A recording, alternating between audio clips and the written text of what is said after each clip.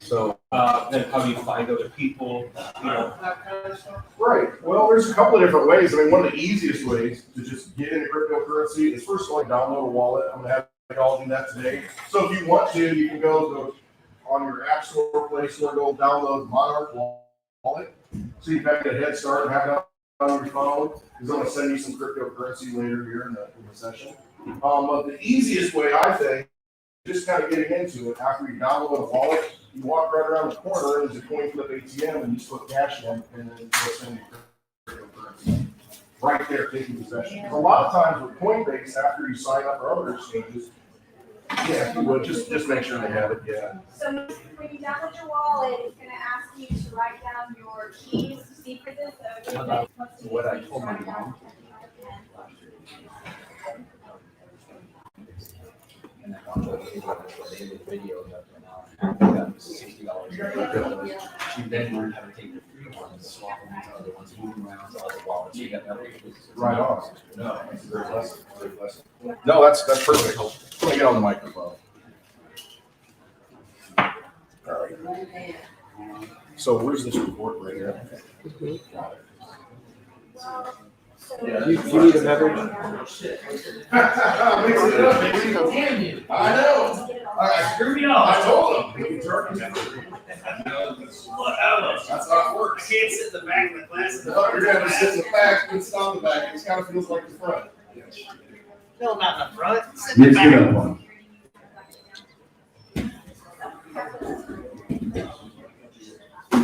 I know. Yeah, this is where I get away the most light point on this end anyways. You guys, there might be some left by the time I get there, we'll see. No, as far as getting into it, as far as getting into cryptocurrency and, an exchange, a lot of times what happens if you sign up with a Coinbase account or a Track account or a Gemini account, you'll have a waiting period. So, you can transfer money in from your bank account and then have it there, and then you want to buy the crypto. And then I'm going to speak about Coinbase, for instance. A lot of times you'll buy it, and then you're waiting like 7 days before it clears, and then you have it. The whole reason I'm into crypto is I don't trust custodians to hold my money. And, it may be 7 days, it doesn't seem like a long time, but the fact is, if I want cryptocurrency, I want to get it right now. I want to have it in my possession. That's why I like the coin flips, because, you can put the cash in and you walk away right with the crypto right there. So there's no waiting period. So it's a handy. Right to your wallet? Yeah, it goes right to your private wallet. Yep, yeah, and then you have it. So you're the custodian of that money immediately. As soon as you put that cash in, you take it out, boom, it's there. So, that's a good thing. I like that. All right, thanks for being here, everybody. I appreciate it. Sorry about the turmoil a little bit. You have a question back here? No, on the coin flip thing, don't forget to mention your over-the-counter service. Oh, yeah, over the counter. So, that's a big thing. So if you're talking, all right, that's a good point because I got $40 and that's all I can afford. But a lot of people have a lot more money. And with CoinFlip, they do have an over-the-counter service to where you can just send them the money and then they'll handle it for you and buy the coins that you want. You wire the money, and yeah, they still do that? Larger amounts of Yeah. money. Really? Wire money? You could wire them, larger amounts of money, and for a percentage, they can then send you crypto into your wallet. So They'll take care of all that hard work. that's called an over-the-counter purchase.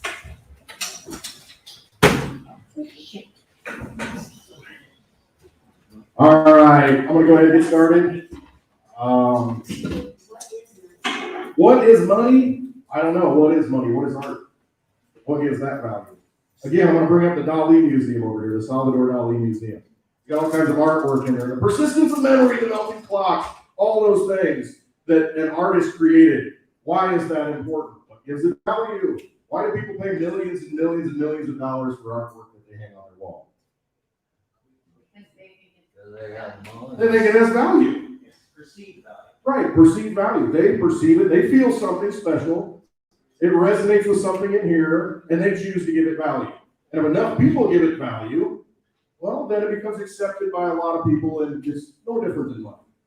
What is the U.S. dollar money? What gives money? What gives value to the U.S. dollar? Same thing. Just confidence and faith, isn't it? Just belief. We think it works. We believe that it works, so it works. But what if one day we said, you know what? None of us want to take that dollar. None of us in here, we all decide, I don't want that dollar anymore.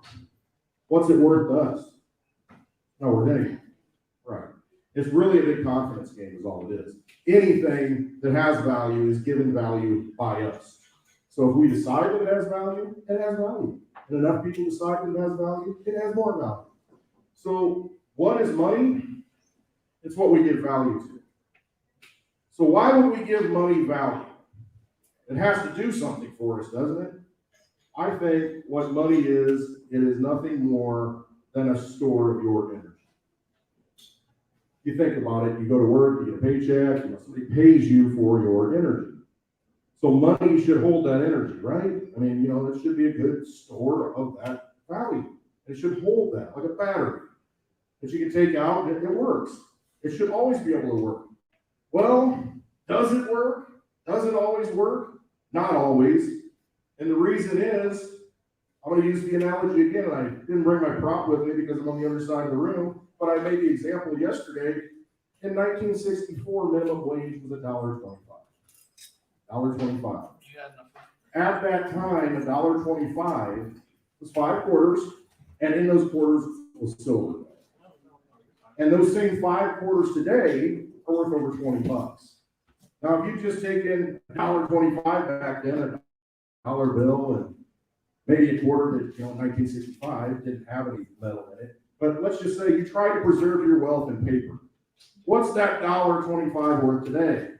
A face value of $1.25. But if you held it in sound money, which was silver at the time, that $1.25 is worth over $20 now. So really, we should have over $20 minimum wage, gauging by that, shouldn't we? But we don't, so we've lost. Why are we losing? Because they're robbing us of our energy. The money doesn't hold value. It doesn't represent our work. You can do the same amount of work in 1964 as you do now. You should be paid the same thing, right? The same purchasing power, but we're not. Because we're being robbed. And they're robbing us for money. If you go back into the history of the United States, it's a constant thing. It's a continual thing. It's that way with all governments, because there's never enough. And what happened was, at one time, you used to be able to you could mine silver out of the ground, you could take it to the U.S. Mint. They would mint it into silver dollar coins. Then they took that away in 1873. They said, no, you're not going to do that anymore. So, you're doing all this work, pulling the silver out of the ground, and the government says, well, we're not going to coin it for you anymore. So basically, you value the use case for silver. Well, then that changed, and then they started buying this. So they issued silver certificates and said, okay, all right, you can have this dollar bill that's a silver certificate, and you know what? You can bring it to the bank, and you can get a dollar silver coin out. So, they kind of maintained a little sound money, through paper, but eventually what they did is eroded that even further. Those silver certificates no longer had value. At some point in the 50s, actually, I think it was 1967 was the last time you could use a silver certificate. It's actually 1964. You could still take a silver certificate in and get a silver dollar for it. So, there was some semblance of sound money in the paper at that point, because you could still get something of value for it. But then they took it away. And then in 1967, they said, you got 1 year to turn these silver certificates in, and we're not even going to give you a silver coin from the mint. We're just going to give you bullion. $1 of silver bullion. And then after 1968, that was it. Because the silver had been out of the coin since 1968, the silver certificates were gone. 1971, Richard Nixon closed the gold.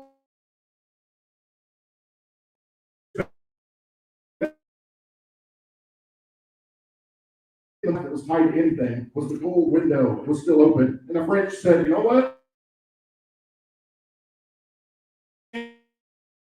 Change our gold. And Nixon said, plant that.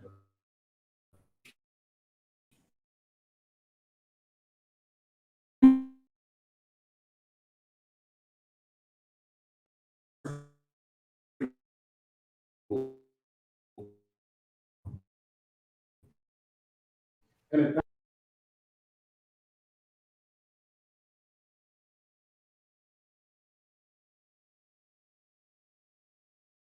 so look at the price of new cars right now.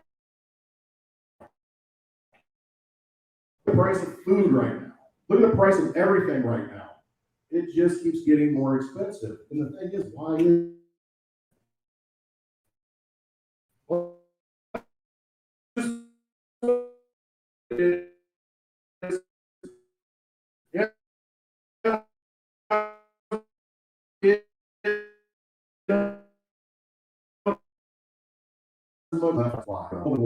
there's nothing back. There's nothing to stop them. You think it's better in 2008, like, oh my gosh, the banks are crashing, Lehman Brothers, everything's falling apart. We need a bailout. So hey, I gotta lose this. What's it?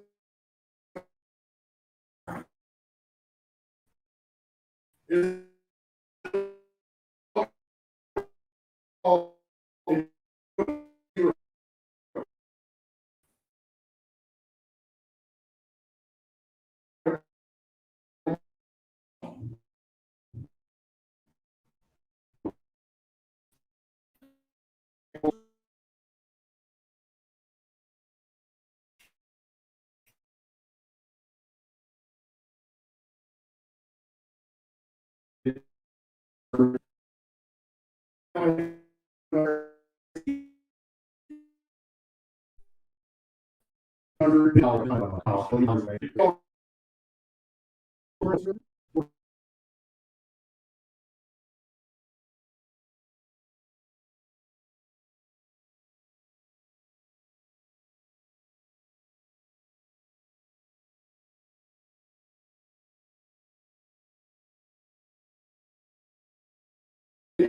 You wonder why your house costs so much. And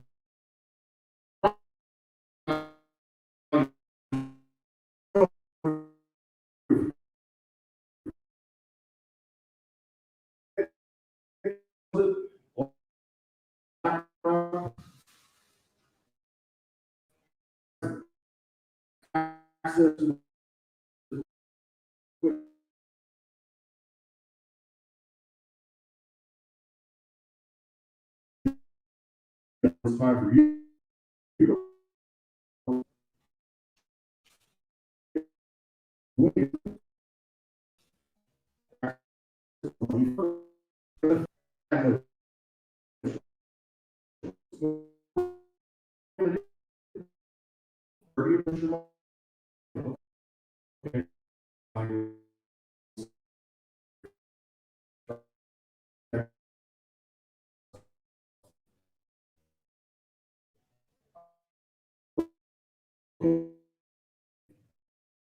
But this, so in 2008, just out. Yeah, it's Satoshi Nakamoto. A lot of debate on that. But so,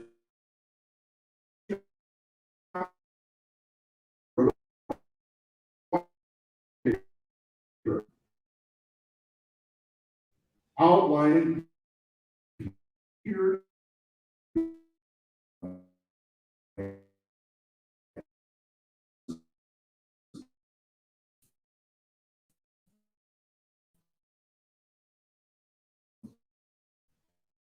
In January 3rd, 2000.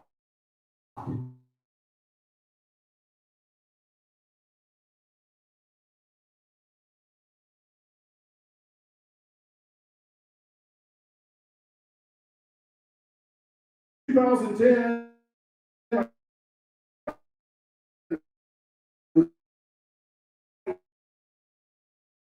Someone using this.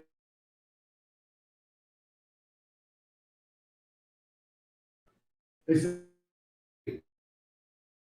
I'm gonna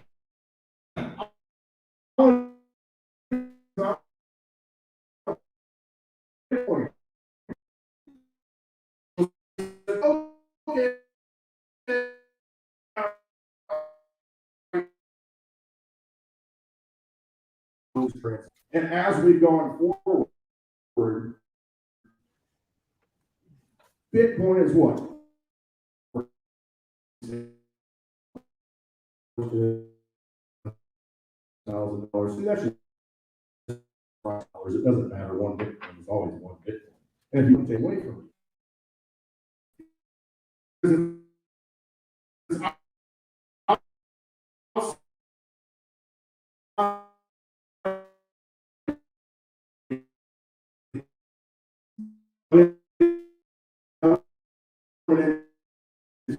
it's get it.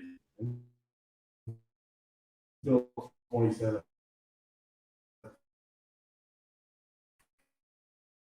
Now,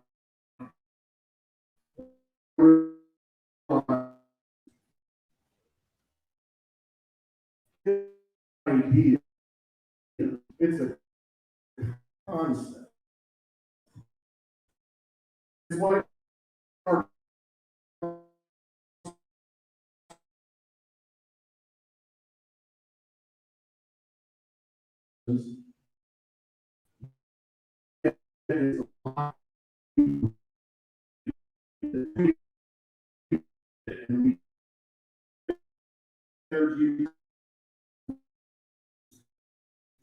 no different. It's just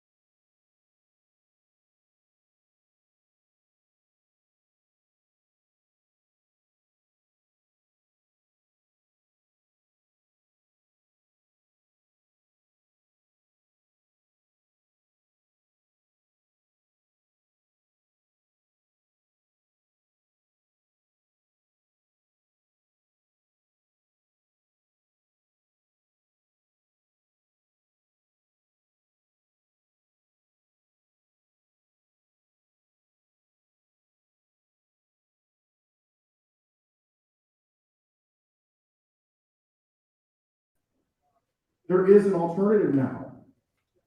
You've got things like Bitcoin. You've got things like Litecoin. The bank's closed here, what time today? It doesn't matter. If I want to send any of you value any time of the day, it does not matter. I can do that with Litecoin, with Bitcoin. It's my money. It's my energy. I'm storing it and I'm going to give it away when I want to. And no one can stop you from doing that. It's so empowering to be your own bank because you are with cryptocurrency. It's the perfect form of money for this digital age. Everything we do right now is digital. I mean, it's a scary thing. I mean, it can be good or bad. Everything's a tool. But you can't, you think of the gas station. You can't get gas at the power. You know, the computer system's down. Okay, I can't even swipe my card. Well, do you take cash? Well, no, because you can't do it in the register. You know, it doesn't work. I mean, there's so many things. We are dependent on digital things working. Everything. Amazon shut down the other day because their computer systems went down. You know, the trucks weren't delivering anything. Everything's frozen, for a few hours. We are highly dependent upon this digital world working. And so if that's the case, and we know it's all going digital, I would rather have sound money for the digital age. Because what they're going to do, and that's Bitcoin, that's Litecoin, what they are going to do is roll out digital money. And when I say that, I mean the banks, the governments, they're all the same. They're going to roll out what's called the CBDC. So central bank digital currency. And they're going to say, wow, it's cryptocurrency. See, we're with it. We know what's going on, and we're going to help our people. The insidious thing about a CBDC is this. You are locked into the matrix at that point. You have no freedom at that point because they run it. It's theirs. They will put time limits on it. They will say, well, you know what? We need you to spend this in the next 30 days. And if you don't, you're going to lose 50% of it, all of it. Doesn't matter. They can do whatever they want. And that's what they will do. What makes you think they don't want to control you? That's all they've done. They've robbed you of your energy, and they will continue to do it. So knowing that we're going digital, very important to be in decentralized projects, things that are outside of governments, things like Bitcoin and Litecoin, things you hold in your own possession. No one can stop you from saying.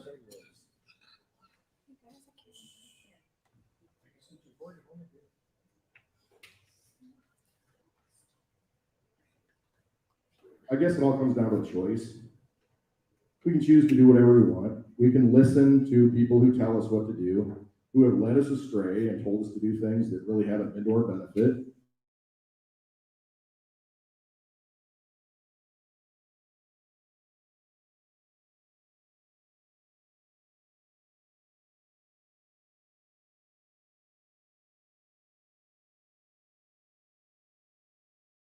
I always say, don't give the vampires your energy.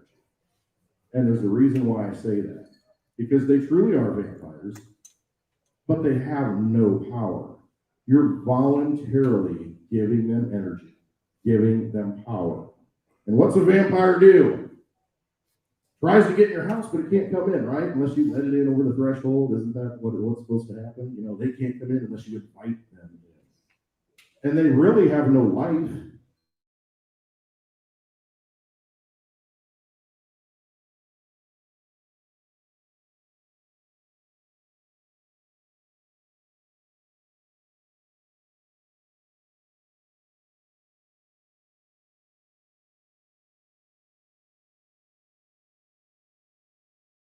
And you are still connected to him, and believe in yourself, and trust yourself, and trust your instincts. You all gave up your time today, your energy today, to be right here in this room. You decided to come here. You decided that for some reason, I had to be there, something called me to be there, I felt like I needed to be there. It doesn't matter, but you're here. You made a choice. I made a choice to drive 17 hours to come. And I'm glad I did. Because the people I've met, every time I meet someone, it changes my life. And I hope that in some small way, my being here can help inspire you to change your lives. And to be free. That's really what it's about. Don't give the vampires your power. Trust yourselves. You know much better than they do. They don't know anything. All they do is screw things up. Stop letting them do it. Just don't feed into that beast. Just opt out. And you've got that opportunity now with cryptocurrencies, with Bitcoin and Litecoin. I want every one of you to download a Monarch wallet if you have not. Because once you download it, and the thing is, when you download it, there should be some seed cards around here you can write down. It's a seed phrase. It's a random mixture of words you're going to be asked to write down, and that's your private key. That is your key to that wallet. If you lose that, you lose the key to your vault. You're safe. It's very empowering, but very scary. Sometimes it's easier to say, you know what, Coinbase, you take this. And that's okay. if you're not comfortable with it. But the thing is, you do have the opportunity and you do have the choice to be in control of your money and be your own bank. And I just want to give you that opportunity to see what that is with a little bit of Litecoin, just so, you know, it's nothing scary. It's something you can mess around with. But download a Monarch wallet. When you're asked to write down the seed phrase, write it down. It's probably not a good practice to put that in a digital form and email it.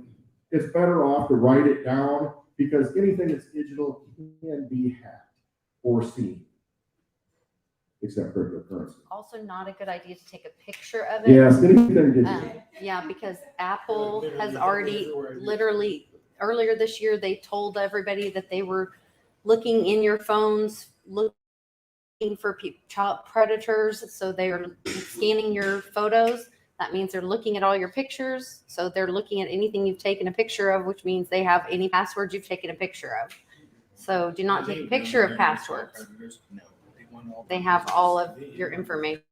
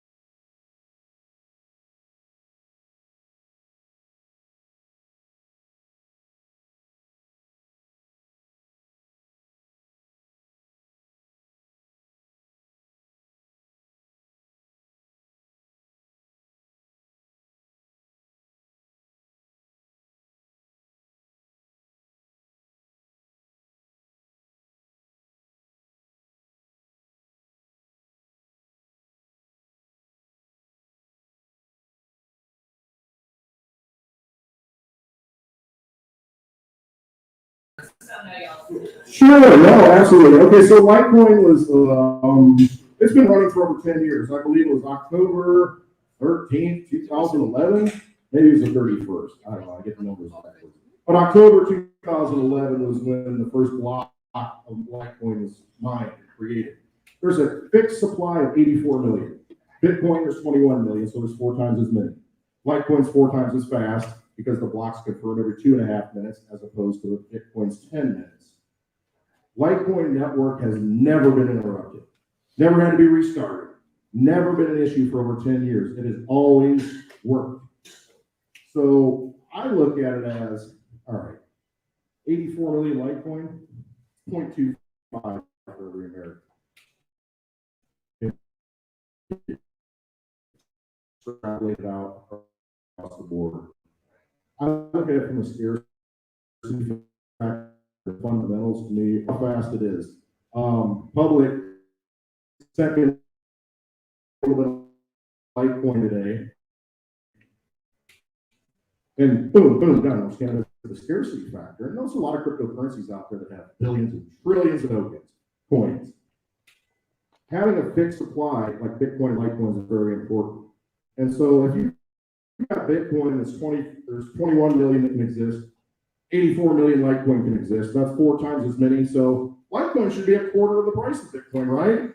No, it's not. That's a lot less. And to me, that's way undervalued. It's like looking at gold and silver. Yeah. Look at what silver can do, all the medical purposes, that they use for, the conductivity. It's way undervalued. You want to pay $1,700 for an ounce of gold, or do you want to pay $23 for an ounce of silver? I look at it the same way with Bitcoin. You want to pay $46,000 for Bitcoin? $150 for one Litecoin.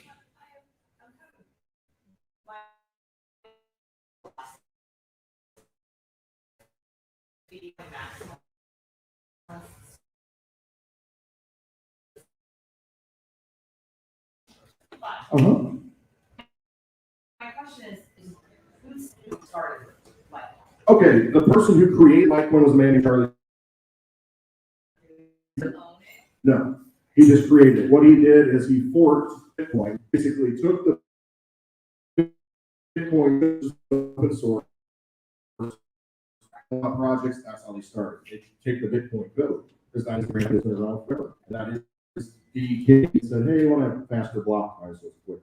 We're going to have a little bit more, so there's more out there. It's not as scarce, but it's still scarce compared to a lot of the other coins. And just started running. And then it's the network effect at that point. Well, how many people want to participate? Are they going to give it value or not?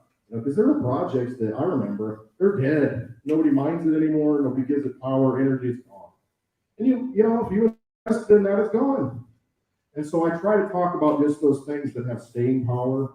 That I just talk about Bitcoin and Litecoin mostly, but I'm not against any of the other stuff because there's a lot of great projects out there, a lot of great technology. But I'm looking at it from the old school guy that lives in the Midwest that likes to see black earth and likes to put a seed in the ground, watch something, I get my hands on it, and that's where I come from. So I want to talk about those things that are most real to me and most fundamental to me, and those are the two that really are. Yeah. The halvings. That's a good point. There's so many things to talk about. What happens in the Bitcoin cycle is that every 4 years, the reward halves. What's that? All right, so a block in a blockchain is a block of transactions. That's all it is. Somebody sends me Litecoin today, I send them Litecoin, I send all you guys Litecoin. It goes into a block of transactions. And after 10 minutes, that block gets sealed up, and a miner gets rewarded for confirming that block.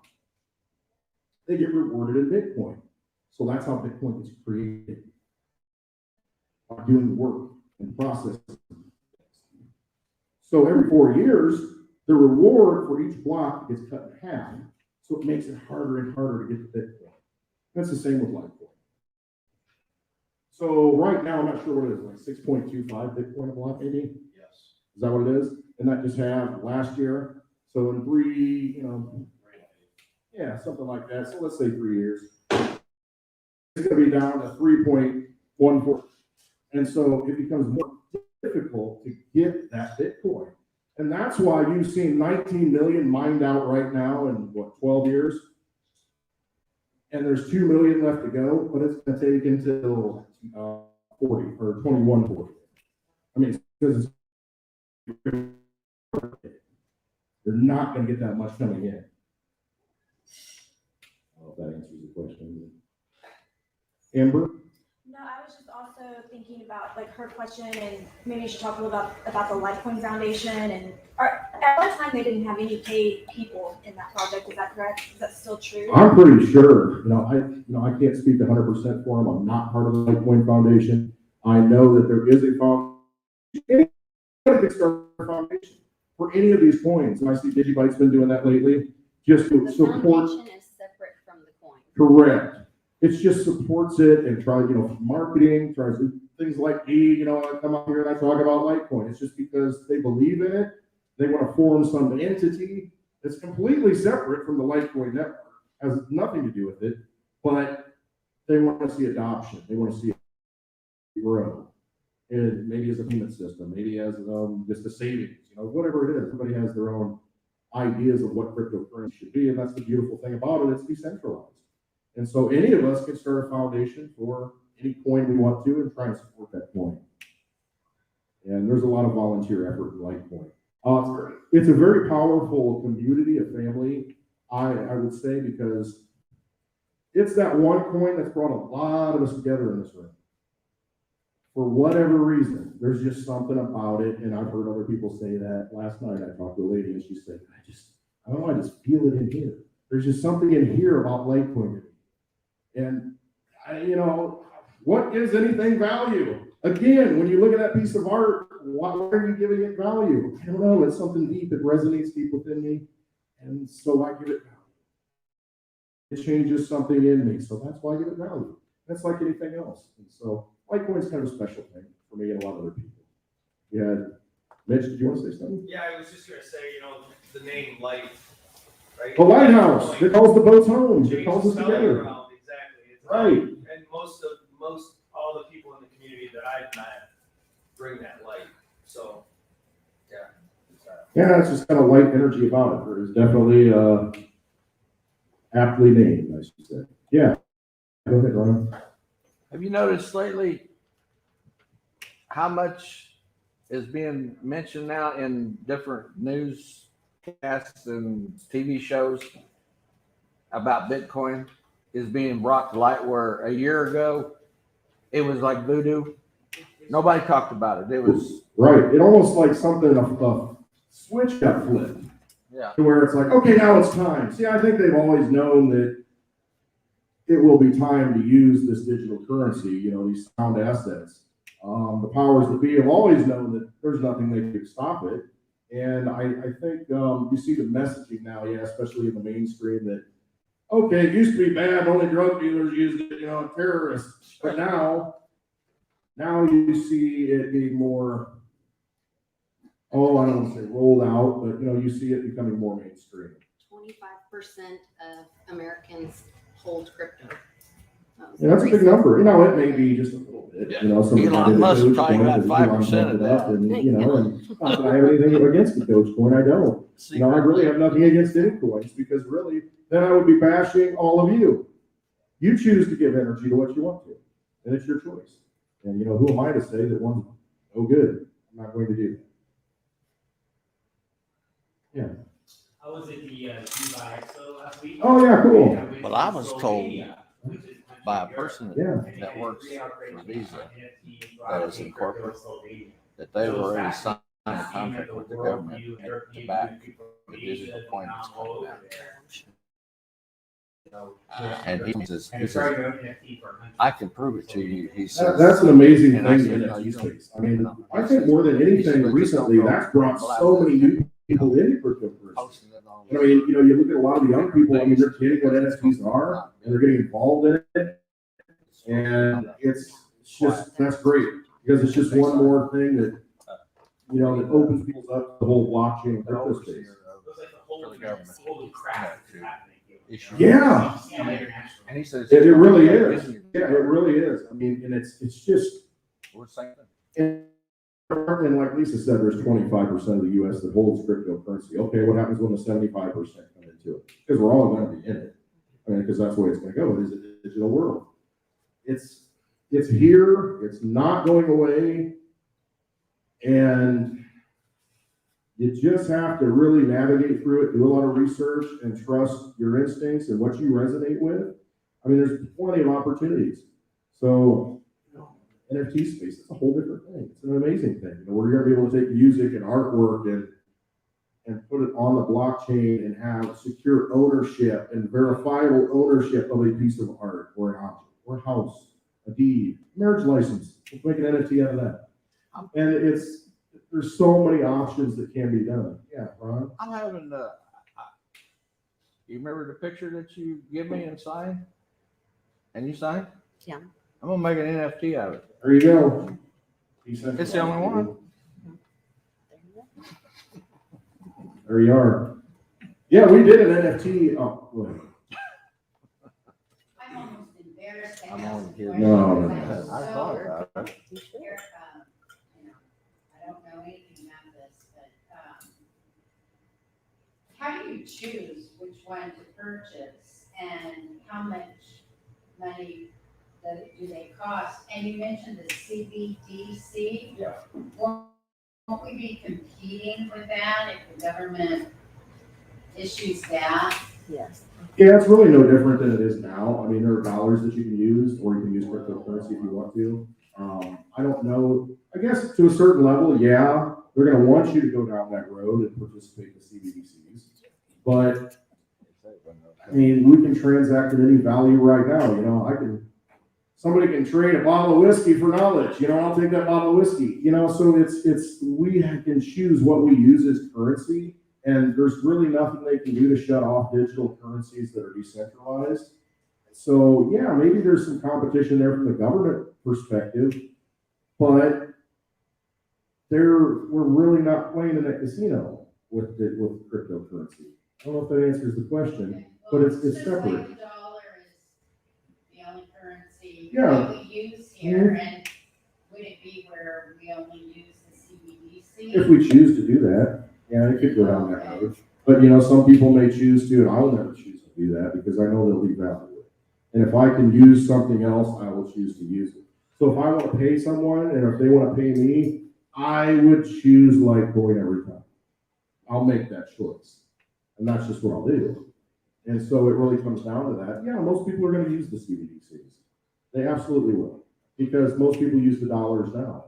Because it works. Yeah, it's a pretty flawed system that's getting devalued and it's really robbing us every year. But you know what? It still does kind of work. Well, but so recently, China and so since Bretton Woods in the 40s, the U.S. has been global reserve currency.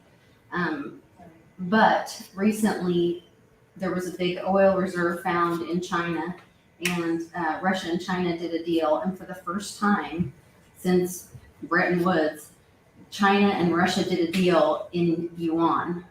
Because all gasoline had to be sold by the US dollar. You couldn't purchase it. You had that's the gateway. So this is the first time that the U.S. has been left out. So times are changing. The U.S. dollar is no longer the world reserve currency.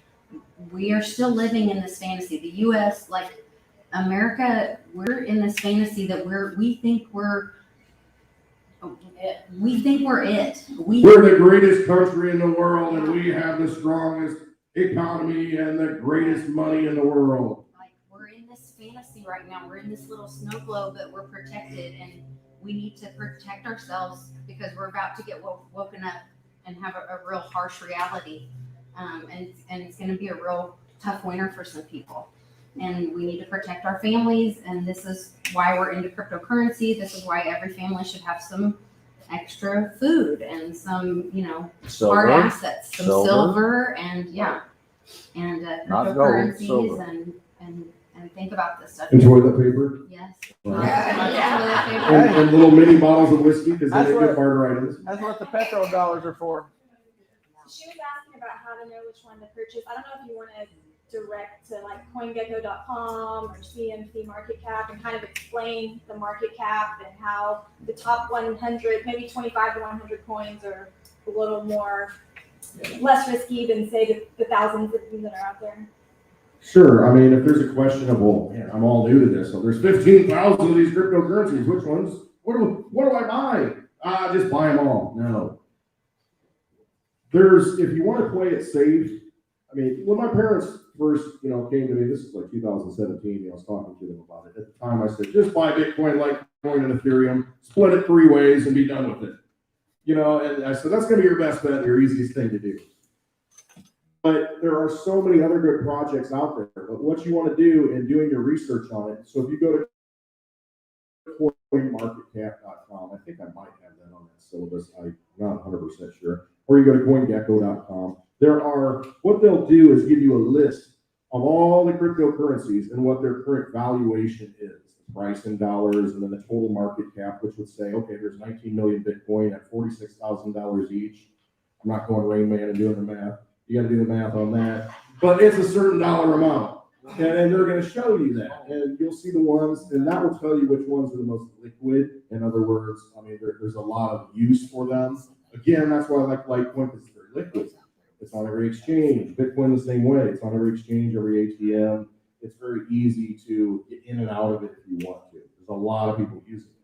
Because sometimes you'll go and say, oh my gosh, this coin, it's up 10,000% today. And the volume is like $10,000. One person made a trade at some ridiculous amount of money, and so it looks like it's worth a lot. So you really need to look at those coins, and you can click in and do research on any of them. And when you ask me, who started Litecoin, you'll click in on it, and it'll give you some research on, okay, Charlie Lee started this, an MIT graduate, just worked at Coinbase, and give all the little bio and stuff. And so you can kind of do your own research. Usually either of those sites will have the original white paper from the projects. It'll link to the websites too, so that's a good source. So you can actually go to like litecoin.org or Bitcoin, those different websites that give you further information on it, give you a little more history on exactly what it is, how technical you want to get. You can go down the rabbit hole as far as you want, really get technical and read into their websites. But that's a good launch pad, a good point, Amber. I mean, CoinMarketCap, CoinGecko, good place to start doing research on coins. And you just got to kind of feel it out. It takes time. It takes some research, but it's worth it because we're being robbed every day. And to me, it's better off to take the time now rather than get caught in the storm, like Lisa said, because we are not winning in this system. We are being robbed. And so what's an alternative? That's why I'm here talking about cryptocurrency. It's an opportunity we didn't have in 2008. Wasn't there. We just had to wait and see what's going to happen. Be told what to do. Now we've got an opportunity to just opt out. And I like that. I like that opportunity. This is gonna kill me, but can you circle back to the question? Another Can you choice answer of the words. question as far as cost and maybe as we store value? You don't have to buy all of it. Oh yeah, that's a great point. Thank you. I was going to bring that up and I forgot, and that's why I love everybody here. It's all about community. It's a decentralized community. We all help each other out, move forward together. You don't have to buy one Bitcoin at $46,000. You can buy what's called one Satoshi, named after the inventor Satoshi Nakamoto. And what that is, it's 0.000000001 to 8 digits. So one Satoshi. So you can buy that's the other thing about it. You don't have to make exact change because the cryptocurrency will do it because it's divisible down to 8 digits. So you can send the exact amount. If you take a gold coin and say, hey, can I get change for this? I don't know. So that's the great thing about cryptocurrency is you don't have to buy. I mean, you walk here to the coin flip, put $10 in it, and you can get $10 worth of Bitcoin. So whatever you have available, you can buy. You don't have to have one full coin. It's nice, it's nice to have those big numbers. That's why I like Litecoin. I can afford one Litecoin, one Bitcoin, not so much. So it's you can buy as much. It's digital, fraction. So with all the cryptocurrency opportunities out there now, is there like a rule of thumb to look for when you see scams or potential scams? No one is sending you free crypto. Yeah. If somebody says, send me your keys, the other thing is when you're on a chat or if you're in looking for help, a lot of times like you'll be in Discord or a chat and somebody will be like, they'll say that they're help or whatever. They'll see you looking for help and they'll private message you with the help or the support guy's name. And you need to look really careful. If someone's private messaging you or DMing you, typically that's a scam or usually they talk to you in a public kind of. Well, more like maybe like the, the platforms that are doing arbitrage that are promising 8% return, 10% return, or maybe even looking at like ICOs too. Maybe. Yeah, I mean, they're creating something out of nothing.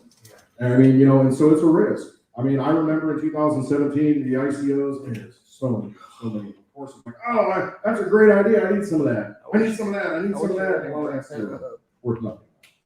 And so, I mean, you really have to look at it as something that, again, they're going to create it, because a lot of these coins can just be created with a smart contract and boom, there it is, the tokens exist. And they have a white paper that says, but I mean, yeah, absolutely. Look at a white paper, and sometimes it looks kind of stock, it doesn't say a lot, it's real general stuff. Okay. Sometimes the pictures on the website, you can see that they don't really look like real pictures of people involved in the team. I mean, there's little clues that might tip you off, kind of use your instincts and your gut feeling on that. It sounds maybe a little risky, it probably is. That's kind of why the project's been around a while. It's great, man. If you can get, throw $10 on something that goes up 20,000, 50,000%, absolutely. And you know what? If you're only throwing a little bit of money at it, it's like going to the poker table and saying, I don't care. But, as far as when you want to take your life savings, in my perspective, I want to make sure that I put it into something that I have a lot of faith in. But you know what? To each their own on the risk. But yeah, just look for. What's that? Don't say, it doesn't seem right. It's kind of too good to be true. It probably is.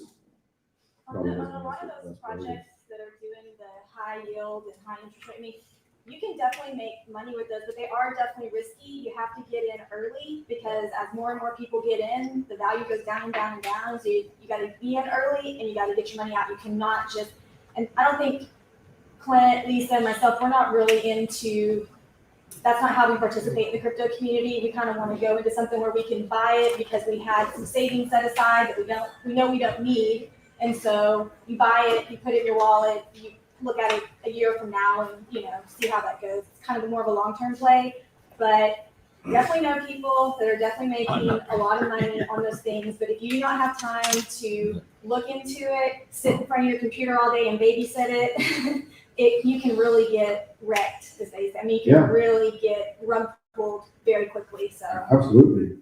Yeah, it's not hard to do. It's just like anything else. Everybody's trying to make a buck, and if they're gonna, don't let them steal your energy. And that's really it. I keep harping on that. Just realize what you've got, what you've worked for, and try to preserve that and put that into something that holds value. Because you're worth so much more than how people are treating you now and how we've been treated in this existing system. So try and do the right thing and get something sound that's going to hold some value. And I mean, look at the Bitcoin chart. It went from 0, and then 2010, the 2 pizzas to $46,000 each today. And the long-term trend is up because it's just numbers. It's just math. As more people come into it, it becomes more valuable because more people want it and more people use it. So it's not as exciting as a lot of those other coins, trust me. You watch them go up, your heart pumps. But I'll tell you what, it can go down just as fast.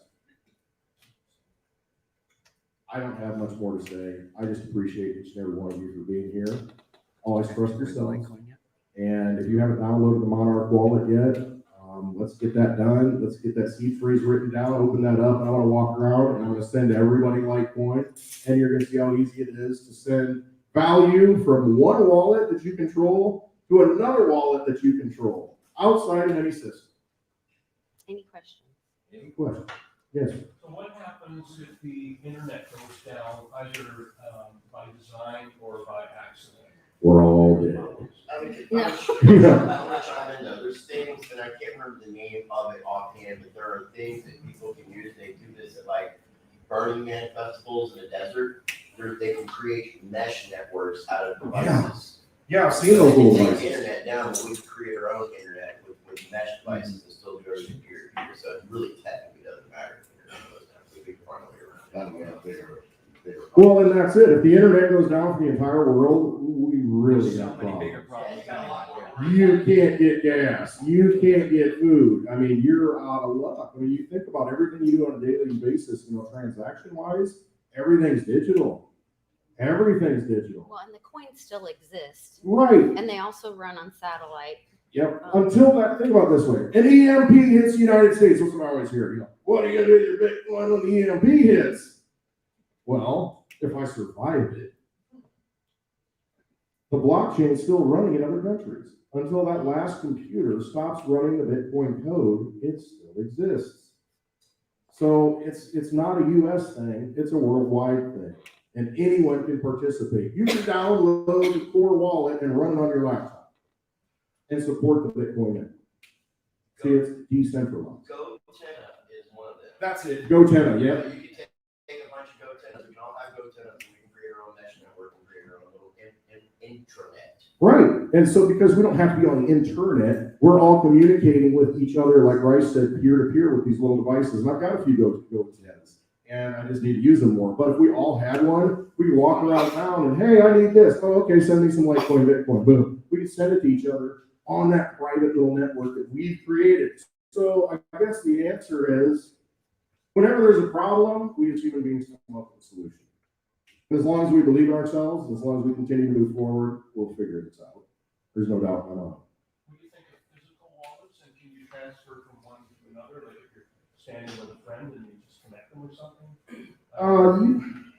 Usually, well, the physical wallet itself is really just like a secondary security, so you can still have it. A lot of them you'll still have it on your phone, and then you can have the hardware wallet that connects to that wallet. You have to like PayPal, I think of. Okay, so you've got a software wallet that you just downloaded, and then you need the hardware wallet. I want to send Litecoin. Okay, well now I need this to communicate with this. You need to have to physically have this, so somebody gets your phone, they can't send it, and then you've got it. But if you look at other things, other hardware wallets, usually there's a software component that it needs to connect to, like you plug it into your laptop. So really you're kind of sending it through the software on the laptop, not necessarily directly from that hardware wallet.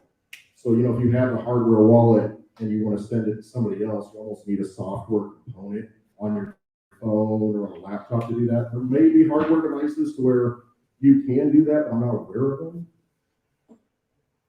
Paper wallets can be used to transfer funds. A small static amount of crypto is on a paper wallet, and you could use them to transfer around. I know Ken Bozak gave them away to kids for trick-or-treating 7-8 years ago. He gave them 0.005 of a Bitcoin. Right. You can put it on that paper wallet. You can hand it to somebody, just like these fraud wallets. I mean, you can hand that to somebody, and that's theirs. And when they want to take that money off of that, they'll have a software wallet that then sweeps it off and brings it into the software wallet, and they can transact and send it. And then that wallet's gone because you've taken it off. Yes, ma'am. What's the best way to take profit without having a taxable event? And this is something a lot of people have not looked into. Like, one of my sponsors is Money Metals Exchange. You go to moneymetals.com, and instead of selling your Bitcoin, you can buy gold and silver with your Bitcoin or cryptocurrencies, and that's not a taxable event, and you're maintaining your purchasing power. That's a good exit strategy. I like that. What about the Litecoin debit card, something like that? I don't actually know if it's a taxable event or not, but that's what I use instead of taking you. So then you have several events. If you're on Coinbase or something like that, saying Litecoin goes up and you want to buy something with it, first you have to take it out. You have to sell it. That's a taxable event. Then you have to purchase their stable coin. That's a taxable event. Then you have to put it from your stable. I'm not a tax guy. Right, exactly. So take that as advice too. Whatever you don't say is whatever's not reported. And it is what it is. you can then put the money into your bank account. That's another taxable event. With these debit cards, you literally take from one wallet to the other wallet, you swap it into, you put Litecoin from this wallet into this wallet here. Now that wallet here has a debit card attached to it, you just go charge it and you spend. So you don't, we can get out of the mindset of having to sell, cash out something, turn it into cash, and then use it. You can actually just spend the cryptos itself, save a bunch of steps, and then. You can also have a classified ad, make some money in person, like you used to do it years ago. Right. Like go eat Starbucks.